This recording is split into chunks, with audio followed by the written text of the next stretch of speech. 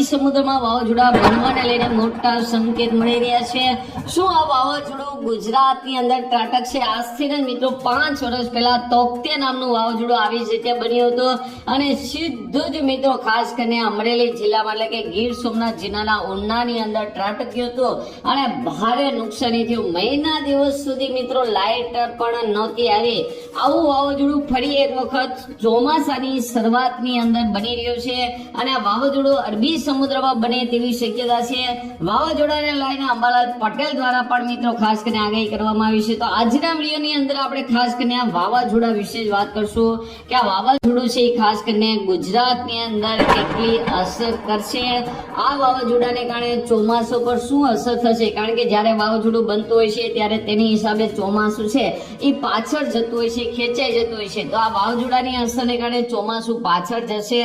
આ સિવાય મિત્રો મોટું નક્ષત્ર એટલે કે રોહિણી નક્ષત્ર છે એ બેસી રહ્યું છે અને રોહિણી નક્ષત્રમાં જો વરસાદ શરૂઆતની અંદર થાય તો સારું માનવામાં આવતું નથી, પછી વરસાદ થાય તો ખૂબ જ સારું માનવામાં આવે છે. તો રોહિણી નક્ષત્ર વિશે પણ આપણે વાત કરવાના છીએ. તેમજ મિત્રો અંબાલાલ પટેલે પણ મિત્રો રોહિણી નક્ષત્ર વિશે ચોમાસાને બેસવાને લઈને અને વાવાઝોડાને લઈને વરસાદને લઈને આગાહી કરી છે.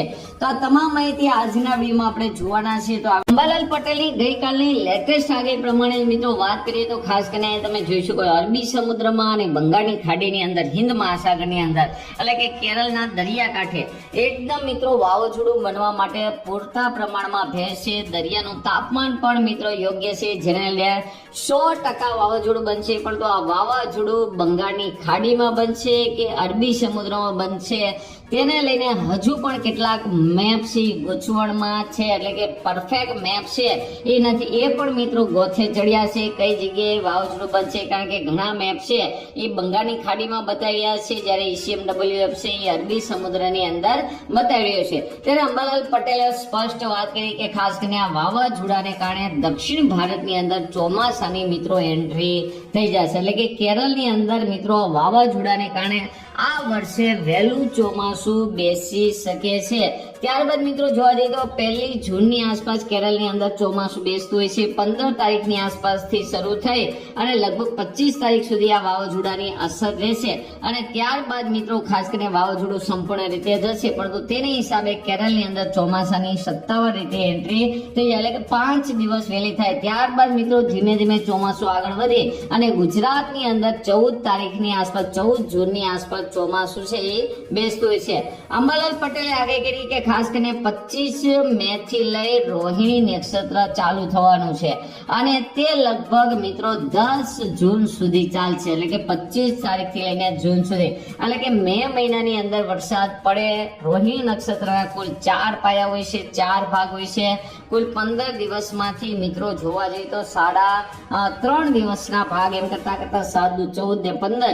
તો ખાસ કરીને શરૂઆતના 10 દિવસ વરસાદ આવવો જોઈએ નહીં, પરંતુ છેલ્લે એટલે કે ખાસ કરીને ગુજરાતની અંદર 10 તારીખથી લઈને 14 તારીખ અથવા કે જૂન મહિનાના બીજા અઠવાડિયાથી ખાસ કરીને ગુજરાતમાં વરસાદ સારો થાય તો એકદમ ચોમાસું છે એ ટાઈમસર આવ્યું છે એમ કહેવાય અને ખાસ કરીને ચોમાસું પણ સારામાં સારું જાય. હવે વાત કરીએ કે ખાસ કરીને વાવાઝોડું કઈ જગ્યાએ બનશે. તો અહીંયા તમે જોઈ શકો છો ECMWF મેપની લેટેસ્ટ આગાહી પ્રમાણે આ વાવાઝોડું છે અરબી સમુદ્રમાં કેરળ અને ગોવાના દરિયાકાંઠે બની શકે છે અને તે પ્રમાણે જોવા જઈએ તો ધીમે ધીમે આ વાવાઝોડું છે એ મિત્રો ખાસ કરીને અરબી સમુદ્રમાં આગળ વધી ગુજરાત અને મહારાષ્ટ્રના તટ ઉપરથી આગળ વધી અને ઓમાન તરફ મિત્રો આ વાવાઝોડું ફંટાતું દેખાય છે. અહીંયા તમે જોઈ શકો છો ઓમાન તરફ. પરંતુ ખાસ કરીને ક્યારેક આ વાવાઝોડા સીધા જ મિત્રો ગુજરાત તરફ આવતા હોય છે, કારણ કે એક તરફ મિત્રો ખાસ કરીને ઉપલા લેવલે વેસ્ટર્ન ડિસ્ટર્બન્સ છે એ આવતા હોય છે